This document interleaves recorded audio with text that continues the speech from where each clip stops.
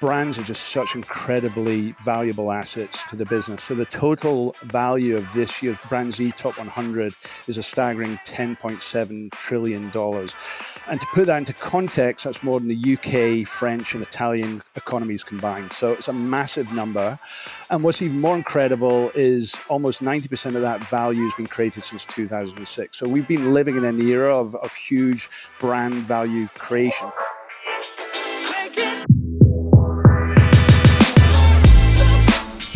Hello and welcome to Retail Remix. I'm your host, Nicole Silberstein, and today we're going to explore what's required for a brand to become a household name and what the value is of that to a business. To answer these questions and more, I've invited James May and Barry Thomas from the data and analytics firm Kantar, which just released its 20th annual BrandZ Report. The report quantifies brand value into a ranked list of the top 100 global brands. To set the stage for today's conversation, which is brought to you by BigCommerce, I'll share this year's top 10 brands, familiar names, all of them. They are, in order, Apple, Google, Microsoft, Amazon, NVIDIA, Facebook, Instagram, McDonald's, Oracle, and Visa. As you likely noticed, many of these are retailers or have deep connections to retail. And retail brands in general across the whole list have surged in value since the pandemic. So we're going to unpack who and what is driving this growth with James and Barry. The conversation offers some really interesting insight into the evolution of brand value and what it means for retail. So let's get to it.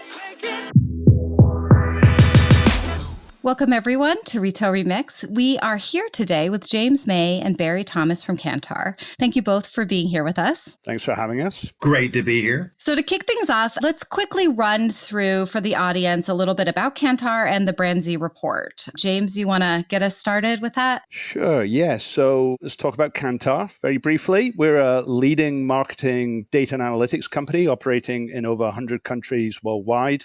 And our singular focus is helping our clients shape and grow their brands across the full spectrum of marketing practice areas, including brand strategy, innovation, customer experience, creative, media performance, retail consulting. So we're really a full service marketing agency. BrandZ is a real foundational tool for our business and really underpins the IP in our organization and the empirical evidence that we have as to how brands grow, which we published in our blueprint for brand growth. And importantly, BrandZ is just a great asset for marketers to prove the value of the brand to their organizations. There's very clear evidence in BrandZ that shows that brand is a company's most valuable asset and needs to be nurtured and invested in. For example, brands within our strong brands portfolio have consistently outperformed the S&P 500. And crucially, strong brands are much more resilient to shocks and tend to bounce back from downturns much faster than your average brand. So we've seen that both in terms of the Great Recession and also more recently the post-pandemic recovery. We're very proud in terms of the BrandZ Report that this year is our 20th anniversary. So the team back in the UK who researches and writes this report have just done a phenomenal job at taking a look back at the past 20 years of marketing and brand building. And they've pulled out some really important lessons from the over 20,000 brands in our database. The highlight of the report is the global BrandZ Top 100 brand valuations, in which we put financial value on the world's leading brands. And we get to that valuation through a combination of financial data and consumer perception. So we start with the publicly available financial metrics to assess current and future cash flows. And then what we do is we layer in our proprietary survey data to understand brand contribution. So, for example, Apple, which is the most valuable brand in our ranking and has been for the past 4 years, it's got a total enterprise market cap of about $3 trillion. And we estimate of that $3 trillion, approximately brand contributes 1.3 trillion of that. So it's their highest asset in terms of value. And the average brand contribution is around 33%. And that's been inching up steadily over the past few years. So brand, as I say, is a hugely valuable asset to the enterprise. All right. Now, there is so much to dig into this report. I already feel like I have like 4 questions just based off what you've said. But so we're going to have to be focused in our time today. Sure. But we should probably start with just your biggest takeaways from this year's report, especially given that historical perspective 20 years in, and maybe some of the shifts that you've seen this year that might signal what's happening with consumer priorities right now. Sure. So as you say, there's just so much to dig into here. I'll try and kind of set up some big Uber themes. And Barry, please do chime in here also. I think the first thing to say, and I've just commented on it, brands are just such incredibly valuable assets to the business. So the total value of this year's BrandZ Top 100 is a staggering $10.7 trillion. And to put that into context, that's more than the UK, French, and Italian economies combined. So it's a massive number. And what's even more incredible is almost 90% of that value has been created since 2006. So we've been living in an era of huge brand value creation. The other big takeaway from this report, and we'll get on to, I'm sure, is really the power of disruption. And disruptive brands have driven 70% of the growth since 2006. And we've just seen over this period of time so much flux and change in the composition of the rankings, which I really think tells us a lot about consumer and investor priorities. So of the 100 brands that started out in 2006, 61 of them have fallen out of the rankings, right? So if we go back to 2006, General Electric was the world's second most valuable brand after Microsoft. Since that time, its market cap has declined by over 30%. And meanwhile, the BrandZ ranking has increased fourfold. Nokia, Yahoo, AIG, Wachovia, they were all mainstays of the ranking. Wachovia obviously went out of business, was bought by Wells Fargo during the Great Recession, and MySpace had a higher valuation than Facebook. So that just puts into context what we were seeing back in 2006 and what incredible change we've seen. But some things have stayed the same. So there are 39 brands remaining in the top 100 that started out in 2006, including iconic consumer brands like Coke, McDonald's, Starbucks, Nike, but also the technology brands like Apple, Amazon, Microsoft, Google, which have all gone from strength to strength, which brings me to the third Uber point I want to make, which is really the importance of tech brands in driving the value of BrandZ. So that value share has gone from 25% in 2006 to 60% today. So tech brands really dominate the overall ranking. And that's in large part due to the fact that they've evolved into ecosystem brands that just touch so many parts of our lives. Apple, for example, when we first published the ranking back in 2006, it was the 29th most valuable brand on our list. Its key lines of business were the iMac and the iPod. It was yet to launch the iPhone. And since that time, it's just launched into so many categories: entertainment, TV, music streaming, payments, wearables, headphones, you name it.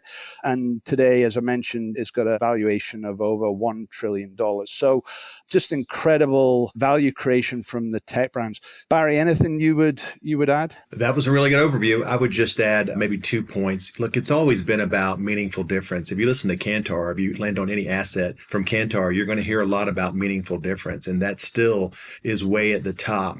But beyond that, I think just 2 points are experience is now a brand asset. Think about that. We always think about brand assets as, it could be your media, it could be iconography, your packaging, but experience, especially for retailers and restaurants and other brands. And that could be your shelf layout. It could be returns if you're a retailer. It could be the associate in the store. Just that's a bit of a nuanced finding, I think. And then also the companies that are investing specifically in brand equity during disruptions or periods of disruptions always come out ahead. Now, during my time at Coca-Cola, we knew this, and we were big partners with Kantar, but again, it comes up in the report. And so brand equity, you have to continue to invest in it, and turning off your media during difficult times, well, that's not the winning recipe. Yeah. I mean, it strikes me as you both talk that this list and looking at the evolution of it is really almost a window kind of into our world. When you talk about some of those brands that have dropped off, it's a little bit of like a flashback. MySpace used to be so important to all of us, and it really no longer exists in the zeitgeist anymore. In addition to the tech brands, U.S. brands also really dominate the list. They are comprising, and correct me if these numbers are wrong, but 82% of the total value of the top 100 brands this year, which also is a significant jump from 2006, where they accounted for 63%. What do you think has facilitated this growth in U.S. brand strength? over the last decade. We've been living through a period of US economic exceptionalism, right? Particularly since the pandemic. And the fact that the US brands have increased so much is really a reflection of the strength of the US economy and how it's diverged from economies around the world. So, for example, 20 years ago, the EU and the US economies were very close in size. I think the US was $13 trillion of GDP. The EU was $11 trillion. That gap has widened significantly. So it's 30 trillion for US and 20 trillion for the EU today. So US is 1.5 times the size of the EU. And that economic growth has really been driven by the significant productivity gains from the US technology sector, which is why they're so dominant in the economy and so dominant in our ranking. But their rise has also driven the economy in other sectors, right? And we've seen productivity gains in retail and financial brands in particular, and those valuations have gone up also. So I think Walmart and Costco increased by 70% in value just this year alone. So yeah, I mean, I think, again, the tech narrative is really interwoven into this year's BrandZ Report. Barry, anything you would add there? For sure. I think this is an understated development. It's never been a better time in the history of the world, and no one will disagree with this, to be an entrepreneur. It's just an incredible opportunity to be an entrepreneur. And where are entrepreneurs coming? They're coming to America at unprecedented levels. And because of that, you see more American companies, just their ways of working with brand building are different than Europe. They're different than South America, and et cetera, and other continents. And so often that company in America, they're not hiring a brand manager. That's what we did in the 90s. They're hiring a brand entrepreneur. That's a different skill set. And this startup mindset and this sort of entrepreneurial hustle is just alive and well and crushing it in the United States. Trust me, I've been over to 50 countries over my career. It's always one of the first attributes people want to talk to me about is tell me about entrepreneurialism in America. And it's just all over the place. And you're seeing it show up in this report, just like you talked about, James. That's actually a great lead into my follow-up to this, which is whether you have a sense of if that U.S. dominance is set to continue, where brand value is concerned, given everything going on in the world right now. And also paired with the fact that Chinese brands on the list are also growing in strength. And I know this requires a little bit of a crystal ball, but do you think this is going to continue, or do you think we're going to see a shift in future years? Yeah, the crystal ball does not come as part of the BrandZ report, I'm afraid. But yeah, look, there's been a lot of speculation and chatter just in the last few months about whether we're entering the end of the era of American exceptionalism, right? Particularly given some of the worries around the dollar and the deficit. So we'll see what happens. The jury's out. But if some of those prognostications come true, then yeah, that'll have an impact on US brands and the overall economy and our lives. So we'll see. But I think you're right to point out the strength of Chinese brands. Again, just taking a historical perspective, which I like to do here. You go back to 2006, there was one Chinese brand in the ranking, China Mobile. And that ranking was really dominated by US and European brands. They represented 90% of the overall ranking. One of the big stories here is how the European brands have fallen out. So there were 35 European brands back in 2006. There's now only 14. That's a big story. But today there are 12 Chinese brands in the BrandZ ranking, including Tencent, Alibaba, TikTok, Huawei, Mutai, which is if you don't know Mutai, it's the world's most valuable alcohol brand. It's an ancient Chinese brand, been around for 800 years. So Chinese brands certainly are in the ascendancy. One of the big reasons is the Chinese government. I think we're seeing the biggest state-sponsored investment in brand building the world's ever seen. So external growth is a key priority for the Chinese government as domestic demand has flatlined. We've all heard about the pandemic lockdowns, the bursting of the housing bubble. China's population growth is slowing, declining. So the Chinese government is really encouraging its exporters to up-level by shifting from a cheaper made-in-China approach to a higher value-added created-in-China model. So that's a big reason for the increase in these Chinese brands. That said, it's easy to look at this and think, well, it's just an inevitability to the rise. I'm not sure that's the case. If you look at the 5-year CAGR of the top 100 Chinese brands, it's actually down from 2019 to 2024. And that's reflective of what we're seeing in the stock market there. We haven't seen the 2025 ranking yet, so that may increase. But look, and the current tariff regime really poses a big threat to this export-led growth. I mean, we're already seeing it with online retailers like Temu and Shein.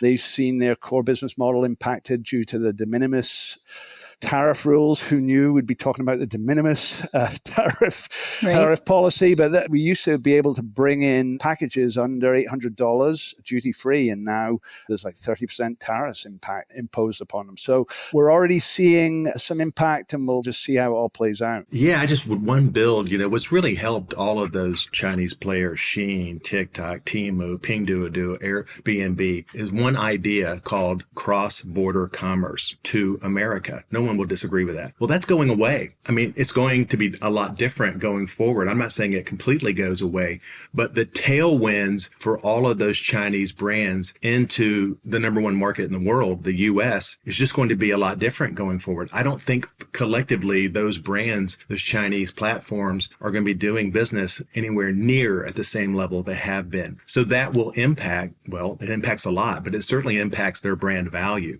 They're already pivoting to Europe, James, in big ways. I mean, you read it in the paper every day, or digital sites, et cetera. So I just think when you lose the US market to some degree, whether it's moderate or heavy, it's just going to impact your brand value going forward. So my crystal ball would have those brands being less value going forward as they exit more out of the US market. Not entirely, but they're going to do less business in this market. Next, we're going to zero in on the top retail brands on this year's list. But first, a quick message from our sponsor. Retailers know how frustrating it is to use a rigid e-commerce platform with tons of restrictions and hidden fees. But what if you could customize and curate your online store exactly how you wanted? Meet BigCommerce, the flexible e-commerce platform that works for you, not against you, where you can easily integrate with any best-in-class tools with no additional fees. That means more money in your pocket. Whether you're selling B2C or B2B, BigCommerce delivers powerful e-commerce solutions for every business need. Want to learn more? Visit bigcommerce.com/retailremix.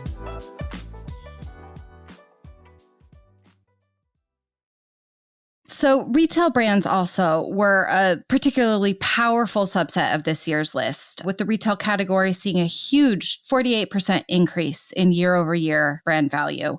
What drove this overall growth for the retail category? Well, it's a really good point. And I believe, James, of all the sectors that we covered, the categories of brand, retail had the strongest growth. So it's kind of a new day and it's exciting. So, certainly we're in this space and it's important. So you got to start at the top. Amazon just continues to dominate, moving the new spaces, Nicole, that could be healthcare, auto sales now. And they just have such a disruptive innovation pipeline, especially around building out this ecosystem that they have, which is unparalleled and just provides, a profit stream that other retailers just don't have. If you think about it, Amazon is doing generally around, the latest estimates are around almost 60 billion in media, Well, where does that go? Well, that's what's, driving all the low prices on the commerce side and driving almost well over half their profits. So Amazon, was way at the top. That's the number one growth brand. So I think that's kind of way up there. And then you have to also talk about Walmart. I mean, they're doing an incredible job, especially not just driving value with lower income or middle income consumers, but they're attracting at unprecedented rates the higher end consumer, 100,000 plus households. Just doing such a great job of that. And where else are they growing? E-commerce. I mean, e-commerce is well over half their growth. You'd also have to talk about Costco. I mean, who doesn't want extreme value? Not value, extreme value. I mean, it's just unprecedented what they're doing. I mean, walking to Costco, it's just like I go on ours almost every month just to learn because they're at the forefront of value. No one's doing value better than Costco. So I think those are the three players at the top of the report, Amazon, Walmart, and Costco, and they're all crushing it in their own ways. Well, just to give our readers who may not have the full report right in front of them, the full list. So you listed the first three. Number one is Amazon. Amazon, followed by Walmart and Costco. The remaining 7 in order are the Home Depot, Lowe's, IKEA, Mercado Libre, Tmall, Aldi, and the Chinese digital retailer Pinduoduo, which owns Temu. So it's a really interesting collection there. The report called out, I mean, you mentioned the massive growth in the retail category in general, but the report did call out that a large portion of that came specifically from Amazon. And when you look at the numbers in the report, Amazon's brand value really does dwarf even the next closest competitors, Walmart and Costco, which are in their own right very powerful brands. So you spoke a little bit about why that might be, but what is it really about Amazon that makes it so powerful from a brand perspective? I mean, that's the question, Nicole. Well, one is the flywheel. So many retailers they're augmenting their business model to the ultimate ecosystem brand called Amazon. And so because they have so many just consumer touch points, media, they're a data warehouse, they're a cloud provider, they're a health provider. They offer convenience, personalized recommendations, next day delivery, seamless returns. And think about this, you'll hear different numbers also, but you have to come back to data a bit. I mean, Amazon generally has at least 4,000 data points on you, Nicole. Who knows you better, Amazon or your friends? Maybe Amazon. That's scary. I think you're right. And I think it gets to, there's so many pillars of meaningful differentiation with Amazon, but certainly, the data, and just think about their share of life. I kind of think about it like that, their share of life. Well, at work, I'm on the AWS cloud. Okay. So I'm kind of dealing with Amazon there. And then, at home, I'm watching Prime Video, and then I'm, on my tablet on the e-commerce site. I mean, they're just so involved in just about every touch point of your life. Get ready for healthcare. Just get ready. They're coming into healthcare in some unprecedented ways. And what are they leading with? Data that they have on all of us. And that'll be a good thing because they'll have more personalized recommendations. And what they're already doing with pharmacy now is incredible, moving to more states where they can deliver that with your overall e-commerce order. So, I mean, James, those are some of the high points, I think. What else would you throw in there? Yeah, I think we could focus a lot on Amazon, but what they've done is really helped up-level the whole retail sector, right? So it's just spawned dozens of imitators. Like one of the key stats in the retail section I thought was interesting was that the pure play e-commerce brands are now responsible for almost half of the value in the retail sector versus traditional retailers. And again, that was like about 20% back in 2006. And obviously, to keep up with Amazon, the brick and mortar retailers have invested heavily in omnichannel, and that's driven their value up. So Walmart and Costco, you talked about them, they're up, 70% from last year. So again, you just go back to the technology sector. It's really up-leveled the whole economy and brands and sectors. So that's what jumped out to me. It strikes me too, what you said, Barry, at the beginning about experience becoming an ever more important aspect of a brand's value to consumers. And when you look at these names on this list, in particular, of course, Amazon, but even Costco, the experience is very differentiated and very appealing. So I think you see that play out across this list of the top 10. I'd agree. Well, Costco's done the work for you, Nicole. They've done the work for you. Yeah. I mean, if you walk into a Kroger, a Publix, Walmart, you're going to see 50,000 SKUs I have to go through. Oh my goodness. I mean, it's just so much choice overload, cognitive load, stress. I just walk into Costco. It's only 4,000 items. They've picked the best items. It's the best brands. It's the best private label or really store brands. And gosh, it's just an easier, more fulfilling physical shopping experience. They're moving into e-commerce as well, along with, Sam's Club. And it's a treasure hunt. That's another piece here.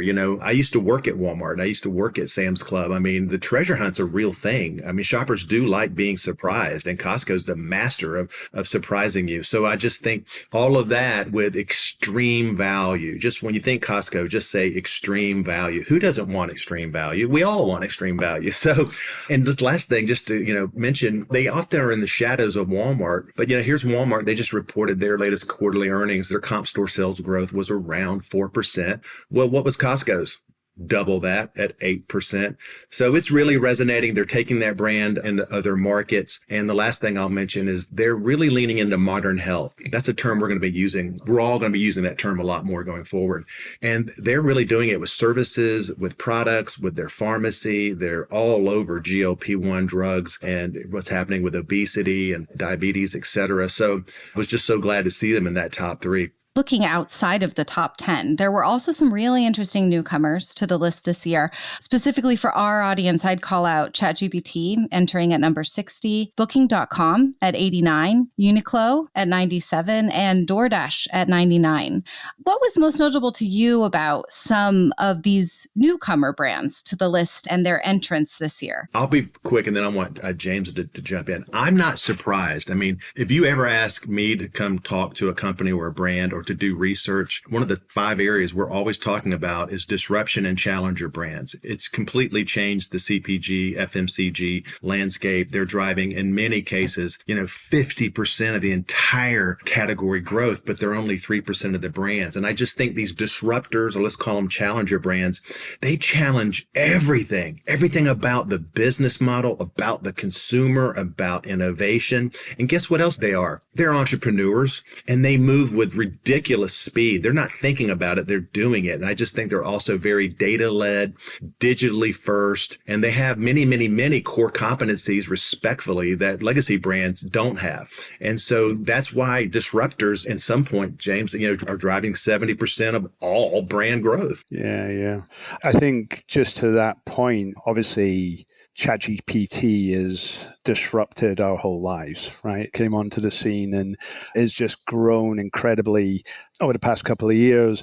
Is, to your point, one of the most standout newcomers. So it's the most valuable newcomer. It's got a brand value of $43 billion already. And in such a short space of time, it's also just developed this really rich brand profile. So we look at how meaningful, different, and salient a brand is. Salience is really, is it mentally available? Is it top of mind? Does it have name recognition? Of course, ChatGPT has name recognition, but it's also very relevant to consumers' lives, and they've got strong affinity to it, and it's really differentiated from the other LLMs out there, which are also awesome if you think about Claude or Gemini, but they just don't have that brand recognition, and I think that's what sets ChatGPT apart. I want to have one build, if I can, Nicole, because I'm working on a piece on the agentic web, and it ties into branding going forward, and so we're going to release this pretty soon, but I just want to make 3 points. As you think about branding heading towards 2030, just 3 points. One, we're going to hear a lot more about AX. Yes, we still like UX. UX is humans, user experience. I still like James, and I want James, to come to the website, but increasingly it's AX. It's the agent experience. Agents are going to be just crawling sites, perhaps at far more levels than humans. And because of that, you have to kind of win the bot and win the consumer. So it's UX plus AX. And then number 2, so much of new marketing or modern marketing is going to be around metadata marketing, because these agents are preferring metadata. They don't necessarily want to see a high creative video or ad. They want to see well-structured metadata. And then thirdly, for brands, I think advertising still matters, obviously, but maybe what matters almost as much is findability. I want my brand to be found by ChatGPT, James. I want it to be found by all these AI agents, and I need AI visibility more than I need maybe advertising visibility. So I personally think we're in a different world with the agentic web that's really going to come to life at the end of next year, and it's going to be different, entirely different for brands. There's no question about it. Yeah, I mean, definitely something that we're tracking here too. And I completely agree with you that this is going to be a massive, actually, disruption in the way that brands connect with consumers. So those are some really great insights about what brands should probably be looking at prioritizing moving into this new kind of agentic world that it seems like we're entering. Speaking of marketing, and you kind of touched on this in the beginning, but a brand's value is, of course, intimately tied to its marketing strategy. And there was an interesting call out in the report cautioning brands, as you did earlier too, against cutting marketing investments, which tends to happen when things get tight. But it cautioned them from cutting the investments in response to market shocks. And there have been plenty of those lately. I wonder if you could just tell me a little bit more about this and what the smarter strategy is for brands during time like these, especially if belts do have to be tightened. I'm so glad you're bringing this up. I mean, this is something we're talking daily with our clients about. Obviously, our clients are experiencing whiplash and having difficulty planning at the moment. I kind of put them into 3 buckets. So the first bucket would be the folks that are battening down the hatches, are taking preemptive action, they're cutting investment people, they're cutting investment in marketing. That's the first group. The second group are probably the folks that are sitting there and saying, okay, let's wait and see what happens to tariffs, where they land, what happens with our competitors. And then the third group, the leaders that we're talking to, they're looking at this moment as a real moment of opportunity where they can see opportunities to increase their market share as the prior two groups kind of falter. And they're looking at doing that through smart marketing investments. For example, I was talking to a client who told me that they weren't planning on cutting their media investments, but what they were planning on doing was reusing previous content because they have copy tested that content. They know it works. They know it resonates with consumers. It never wears out. So they're just shifting their marketing allocation. That to me is a really smart way of allocating your marketing budget. And our data is just really clear. We talked at the top of this show about how strong brands bounce back much faster than the average brand. So we've got very strong data on that. And we've also got some strong data around what you were just mentioning there about how you allocate marketing investment during a downturn. And you should absolutely not go dark. For whatever you do not go dark. We've seen empirical evidence that shows that brands that do that take years to recover. You know, when you pull back, you risk losing mental availability and you let your competitors fill the gap. But we also seen some data showing, you know, if you trim by, say, up to 50% over a period of 6 months, that's not going to do long-lasting damage. So, look, we're not naive. We understand the pressure that companies are under, where there are trade-offs, but you do need to think twice before you cut. Marketing is an investment. Brands are your most valuable assets, and you need to nurture them in bad times as well as good. And because of that, James, one, I think, central theme we're seeing strategically, with certainly consumer product companies, like big picture, beyond marketing, is almost every one of these CPGs is very focused on, for example, transformational efficiency. That's the term, transformational efficiency. And it's almost a bit ruthless, let's say, because you're just really trying to drive your efficiencies higher. You're trying to drive more productivity in the organization. You're leveraging technology.